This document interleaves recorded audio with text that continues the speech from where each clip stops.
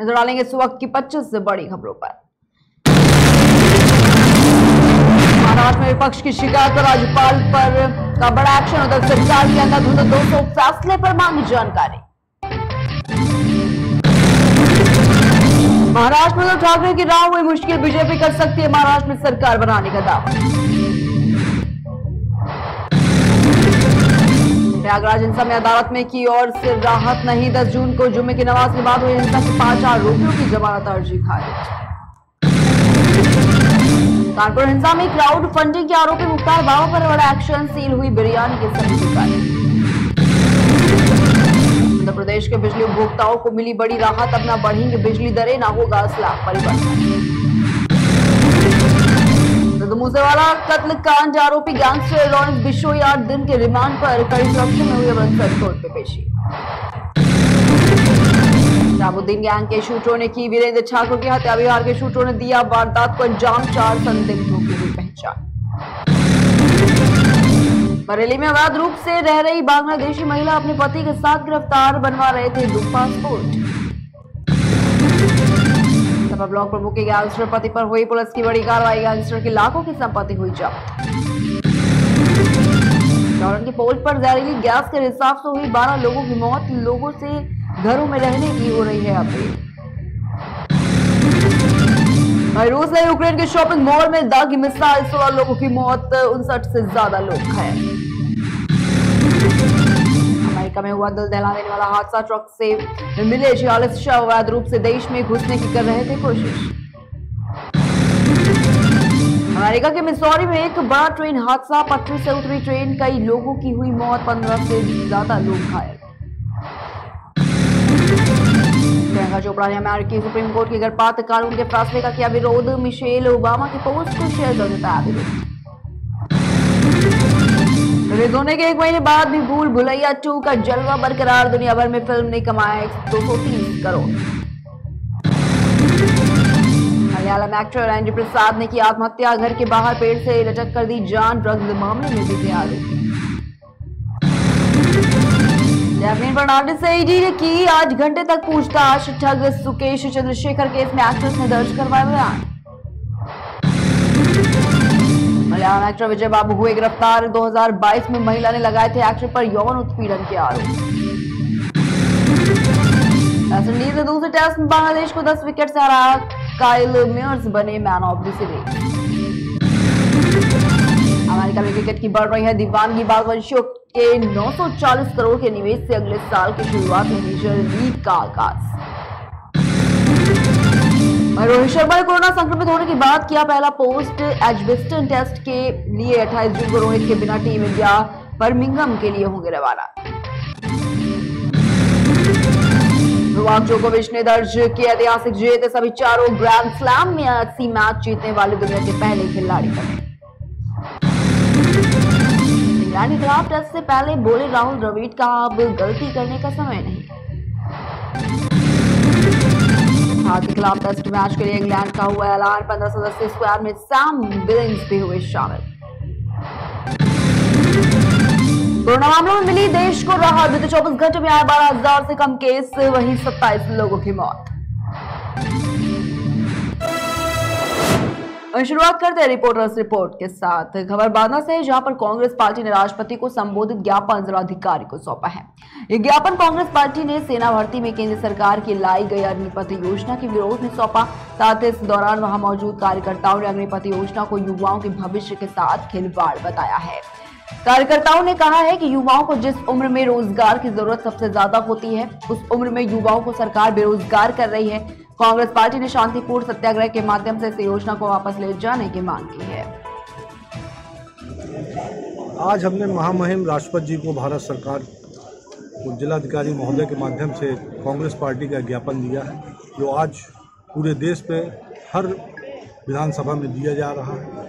उसमें केवल एक बात हम लोगों ने मांग की है, एक बात कही है, एक बात चाहते हैं कि जो आप 27 साल में नवयुवक को बेरोजगार किए दे रहे हो, कृपया बंद करो, कृपया इसको ख़त्म कर दो। हमारा एक हाथ जोड़कर आपसे विनती है, आपसे एक अनुरोध है, एक अविनय विनय है कि आप 27 साल में जब एक लड़का काम चाहता है, उस समय आप उसको बेरोजगार कर रहे हैं। जब वो प्रौढ़ अवस्था में आता है, जब उसके पास जिम्मेदारियां आने का एक वक्त होता है, उस समय पर वो नौकरी से बाहर हो जाएगा। क्या 4 साल के लिए आप नौकरी देना चाहते हो? आपको इस बात पे एक भी मिनट सोचने में शर्म नहीं आई कि एक लड़का जब 27 साल की उम्र में नौकरी से बाहर हो जाएगा तो क्या करेगा वो? रुपया महत्वपूर्ण नहीं होता, महत्वपूर्ण होता है कार्य, महत्वपूर्ण होता है उसके शौस्तों का हम प्रयोग करें। और खबर आगरा से, जहां पर जगमार एम्बुलेंस हॉस्पिटल के बाहर खड़ी रहती है और चालक मरीजों से उल्टे सीधे दाम वसूल करते हैं। साथ ही दलाल डॉक्टर्स परिजनों को मरीज की जान को खतरा बताकर जलाते हैं और मरीज को बिना मानकों की एम्बुलेंस में दिल्ली जयपुर के अस्पतालों में भेज देते हैं, जिससे मरीज की जान को खतरा बना रहता है। इसके लिखित शिकायत और यूपी एम्बुलेंस एसोसिएशन ने प्रशासन को सौंपी है, लेकिन प्रशासन ने कोई कार्रवाई इनके खिलाफ नहीं की, जिसके बाद अब ऑल यूपी एम्बुलेंस एसोसिएशन ने एम्बुलेंस सेवा की शुरुआत की है, जो काफी रियायती दरों पर मरीजों के लिए उपलब्ध रहेगी। 24 घंटे एम्बुलेंस से संपर्क करने के लिए एसोसिएशन ने टोल फ्री नंबर भी जारी किया है, जिससे मरीज के परिजन अपने मरीज को आगरा से दिल्ली या जयपुर ले जाने के लिए उचित दर पर एम्बुलेंस सेवा का लाभ उठा सकेंगे। साथ ही एसोसिएशन आगरा नगर निगम सीमा तक मात्र 500 रुपए की विद ऑक्सीजन एम्बुलेंस सेवा मरीज को उपलब्ध कराएगी। All UP ambulance operator welfare association प्रदेश अध्यक्ष रवि सिसोदिया, प्रदेश कोषाध्यक्ष ताराचंद राठौर, आगरा जिला अध्यक्ष श्री कृष्ण शेखरवार और सभी पदाधिकारियों ने आज एक मीटिंग में फैसला लिया। आगरा जनपद में critical ambulance ventilator with paramedic staff Delhi और बीपीएल कार्ड आयुष्मान कार्ड 1000 रुपये विशेष रियायत, Bolero Tavera ambulance with ambulance oxygen AC Delhi 5000 रुपये, जयपुर 55 रुपये, गरीब acai BPL card Ayushman card धारक के लिए 500 रुपये की रियायत। ओमनी वैन और लोकल जो रेट हैं हमारे क्रिटिकल के वो 1500 रुपये एक हॉस्पिटल दूसरे हॉस्पिटल शिफ्ट करने के लिए, और वैन और छोटी एम्बुलेंस आगरा नगर निगम सीमा तक 500 रुपये विद ऑक्सीजन, 100 किलोमीटर रेंज से ऊपर 12 रुपये पर किलोमीटर। खबर शाहजहांपुर से है, जहां पर मुख्यमंत्री योगी आदित्यनाथ चाहे जितनी भी नसीहत दे रहे, लेकिन उनकी पार्टी के विधायक अपने क्षेत्रों में दबंगई की सीमा को भी लांघने में कोई कसर नहीं छोड़ रहे हैं। ताजा तरीन मामला निगोही कस्बे का है, जहां पीड़ित ने स्थानीय विधायिका के प्रतिनिधि के आवास के पास बिल्डिंग बनाई, जिसके बाद प्रतिनिधि पीड़ित के बने बनाए घर पर बेवजह तमाम अवैध कानूनी अड़ंगे लगाती है। हालात और दबंगई की ऐसी कहानी कि एक दिन पीड़ित घर पहुंचे तो उन्हें वहां अंदर से ताला लगा मिला, पर पीड़ित ने पड़ताल की तो विधायिका के प्रतिनिधि दबंगई पर उतर आया और पीड़ित की पत्नी से अभद्रता करने लगा और 2 कब्जा कर लेने की धमकी दे डाली। पीड़ित का आरोप है कि जब मामले की पुलिस को तहरीर दी गई तो विधायिका से जुड़े होने के चलते पुलिस भी आरोपी के पक्ष में तितली की तरह नाचती नजर आई।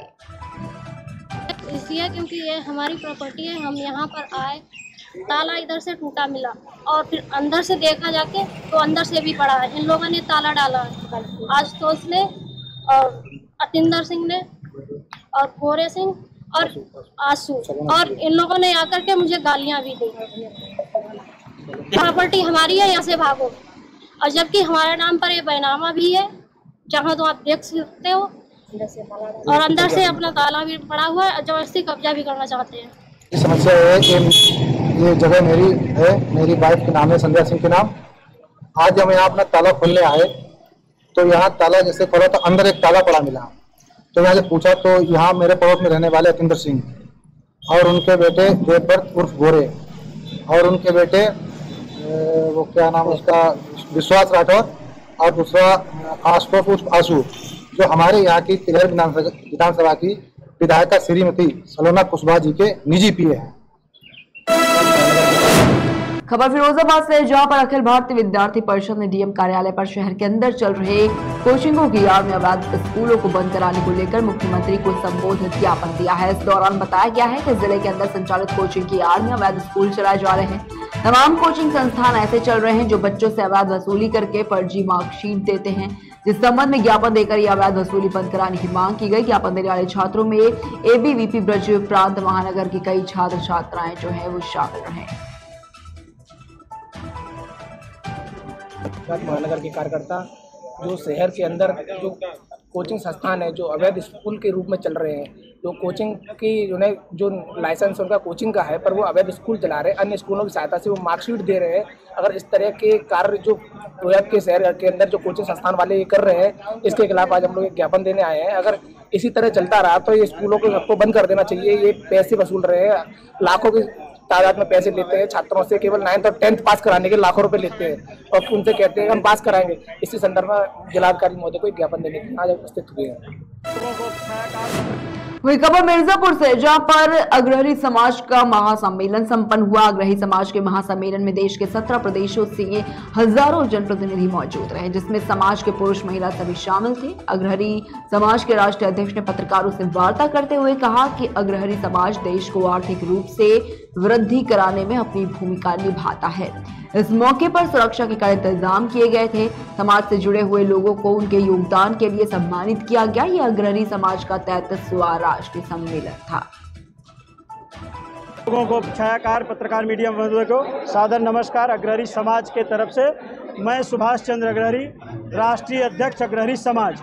आज का ये महासम्मेलन जो 33 वर्षों बाद हमारे अग्रहरी समाज का माँ विंध्यवासिनी की धाम में मिर्जापुर की भूमि में संपन्न हो रहा है। हमारे देश से करीब 17 राज्यों से हमारे देश के पदाधिकारी, अग्रहरी समाज के पदाधिकारीगण यहाँ उपस्थित हैं और सभी जितने लोगों को सम्मानित तरीके से हमने आमंत्रण किया था, सब लोग उससे उम्मीद से ज़्यादा कम से कम 3-4 हज़ार लोगों की भीड़ यहाँ पर एकत्रित हुई है और सब लोग महासम्मेलन में उपस्थित हुए हैं। आज हमारा उद्देश्य है हमारे समाज को आगे बढ़ाने का कार्य और हमारे समाज के बच्चे बच्चियां, बेटा बेटियां जो भी हैं उन्हें पूर्ण रूप से शिक्षित करने का कार्य हमारा समाज करेगा। हमारे समाज में आज ये संकल्प लिया गया है कि हमारे समाज का एक एक बेटा, एक एक बेटी, एक एक भाई, एक एक बहन एजुकेशन में ग्रेजुएट। खबर फिरोजाबाद से, जहां पर अखिल भारतीय पुलिस सहयोग संगठन की टीम ने प्रदेश कार्यकारिणी उपाध्यक्ष की अध्यक्षता में प्रदेश कार्यालय मंत्री और महानगर अध्यक्ष के साथ कई अन्य पदाधिकारियों की मौजूदगी में जिलाधिकारी को राष्ट्रपति और प्रधानमंत्री को संबोधित ज्ञापन सौंपा है। इसमें देश की आंतरिक सुरक्षा और मजबूती के लिए सालों से प्रयत्नशील अखिल भारतीय पुलिस सहयोग संगठन की प्रमुख मांगों को लेकर आवाज उठाई गई है। हम पुलिस के जो शुरू से जो अंग्रेजों के समय से जो चले आ रहे नियम है उनमें बदलाव चाहते हैं जी। किस तरीके की और क्या? कुछ बदलाव ये है कि एक तो जो इनको काला कानून जो चल रहा है वो हमें चेंज करवाना है। जो अंग्रेजों के जमाने के जो नियम है, काला कानून है, उनको चेंज करना है। अखिल भारतीय पुलिस संगठन का ये ज्ञापन दिया गया है। हमने पुलिस का ये जो देश भर में लागू अंग्रेजों जमानों के जो काले कानून जो है 1851 से उसको समाप्त करने के लिए किया गया है। और जो मुख्य वो है शहर व गाँव में भू माफियाओं के लिए जो है अवैध कब्जों के लिए, उसके लिए हमने ज्ञापन किया है। रुक एक छोटे से ब्रेक के लिए, खबरों का सिलसिला जारी रहेगा।